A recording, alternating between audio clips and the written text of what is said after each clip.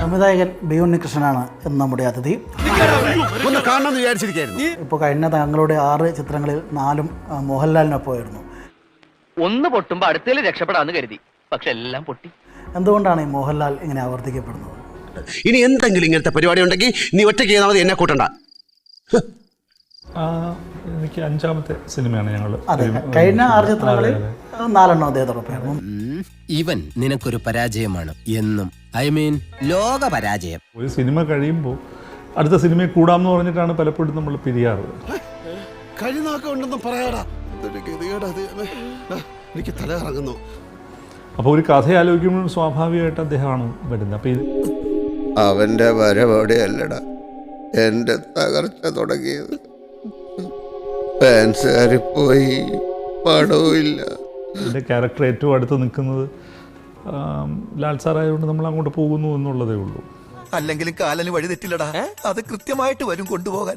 ഞാൻ ഉദയകൃഷ്ണുമായിട്ട് ചേർന്ന് ഒരു സിനിമ ചെയ്യാമെന്ന് തീരുമാനം എടുത്തപ്പോൾ അതാ പറഞ്ഞത്, നമ്മുടെ കുടുംബക്കാർക്ക് ആർക്കും വശമില്ലാത്ത പരിപാടിയാണ്, അതുകൊണ്ട് സൂക്ഷ്യം കണ്ടൊക്കെ.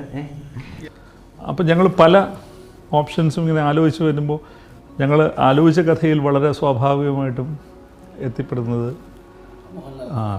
അതാണ് ഇതിലത്തെ ഒരു പ്രധാനപ്പെട്ട കാരണം. ഇതിനു മുമ്പ് എത്ര ആരും ഡയറക്റ്റ് ചെയ്തിട്ടുണ്ടെന്നാ പറഞ്ഞ? ഒരു 10-15 എണ്ണം ചെയ്തിട്ടുണ്ട് സാർ. സാർ ക്ഷമിക്കണം, ഞാൻ സത്യം പറയാം. ഇവൻ പറഞ്ഞു ഡയറക്ഷൻ എളുപ്പപ്പണിയാണെന്ന്.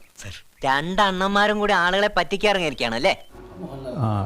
അതാണ് ഇതിലത്തെ ഒരു പ്രധാനപ്പെട്ട കാരണം. ഉണ്ണികൃഷ്ണൻ എന്ന സംവിധായകൻ അറിയാതെ കറങ്ങിത്തിരിഞ്ഞ് മോഹൻലാലിലേക്ക് എത്തുന്നു എന്നാണോ മനസ്സിലായത്? എന്തിനാടാ എന്നെ ഇങ്ങനെ ശിക്ഷിക്കുന്നത്? എന്ത് തെറ്റാ ഞാൻ നിന്നോട് ചെയ്തത് പറ. അങ്ങനെയാവാം, ഒരു ഓർഗാനിക് ആയിട്ടുള്ള ഒരു കണക്ഷൻ എന്നുള്ള രീതിയിൽ അത് വേണമെങ്കിൽ കാണാം. എന്റെ മനസ്സമാധാനം പോയി, നാട്ടുകാരുടെ മുമ്പേ നാണം കെട്ടു. തൃപ്തിയായില്ലേ? അഴിക്കും തോറും മുറുകി മുറുകി വരുന്ന കുരുക്ക്, അതാ നീ. പിന്നെ അദ്ദേഹം എനിക്ക് തോന്നുന്നു കംഫർട്ടബിളാണ്, അല്ലെങ്കിൽ പിന്നെ അത് സംഭവിക്കില്ലല്ലോ. അദ്ദേഹത്തിൻ്റെ ഒരു താരപരിവേഷത്തെ മാക്സിമം യൂട്ടിലൈസ് ചെയ്യുക എന്നുള്ളതാണ് ബി ഉണ്ണികൃഷ്ണൻ സിനിമകളിൽ നമ്മൾ കൂടുതലായിട്ട് കാണുന്നത്. എന്ത് ചെയ്തിട്ട് ഫലമില്ലേ? ചപ്പന്നുള്ള വിളിയാ ബാക്കി. ഞങ്ങൾ തമ്മിൽ ചെയ്ത 4 സിനിമകളിൽ സാമ്പത്തികമായിട്ടൊക്കെ പരാജയപ്പെടുകയും. നീ എന്തിനാണ് ഈ ലോകത്ത് ജനിച്ചിരിക്കുന്നറിയാം?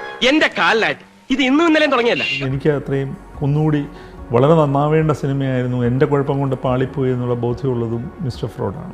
നീ ഒരു ഉപകാരം ചെയ്യോ? ആ ഡ്രൈവിംഗ് സീറ്റിലോട്ട് കയറി ഞാൻ ഇവിടെ ഇങ്ങനെ കിടക്കാം.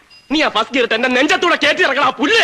അപ്പം ഞാൻ അങ്ങനെ ഒരു സൂപ്പർ സ്റ്റാർഡത്തിനെ ഡ്രോ ചെയ്യുന്ന, അതുകൊണ്ട് തന്നെ ഞാനൊരു ഫാൻ ഫേവറേറ്റ് ഡയറക്ടർ അല്ല.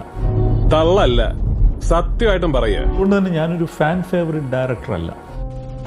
തള്ളല്ലടോ, സത്യമായിട്ടും. ഇപ്പം മമ്മൂക്കയായിട്ടൊരു പടം ചെയ്യണമെന്ന് മിക്കവാറും ഇന്നും നായി നക്കും ആഗ്രഹം തോന്നിയിട്ടും അദ്ദേഹത്തോട് സംസാരിച്ചിട്ട് 5-6 വർഷമായി. അറിയാവുന്ന ആരെ കൊണ്ടെങ്കിലും താൻ രക്ഷ എഴുതി കെട്ടിച്ചോ, തനിക്കാണ്ട് വലിയ കുഴപ്പം തുടങ്ങുക. ദൈവമേ, സമാധാനമായി.